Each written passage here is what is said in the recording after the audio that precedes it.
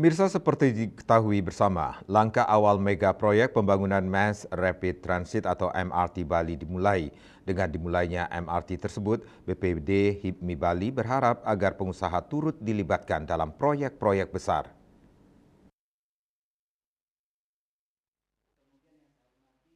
Hal tersebut disampaikan Ketua Umum BPD HIPMI Bali Agung Bagus Pratiksa Linggih di sela-sela pelaksanaan Diklatda HIPMI Bali di Primakara University. Menurutnya, adanya MRT ini dapat mendorong pertumbuhan ekonomi daerah dan mengatasi masalah kemacetan. Dengan keterlibatan anggota HIPMI, dampak ekonomi akan langsung terasa. Untuk itu, pria yang akrab disapa Ajus Linggih ini berharap proyek MRT Bali segera terwujud.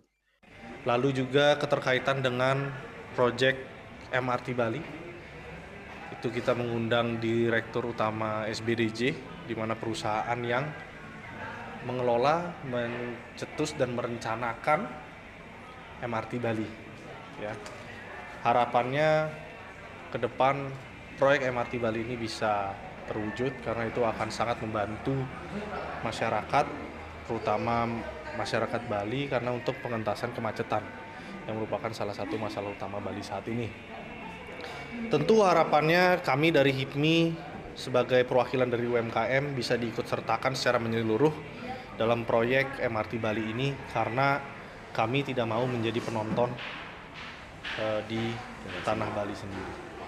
Sementara itu, Rektor Primakara University, Imade Artana menyampaikan ekosistem kewirausahaan harus terus dibangun, yang mana menjadi seorang wirausahawan perlu mendapatkan support system, seperti kolaborasi antara perguruan tinggi bersama komunitas atau organisasi usaha. Yang harus kita bangun sebetulnya adalah ekosistem kewirausahaan.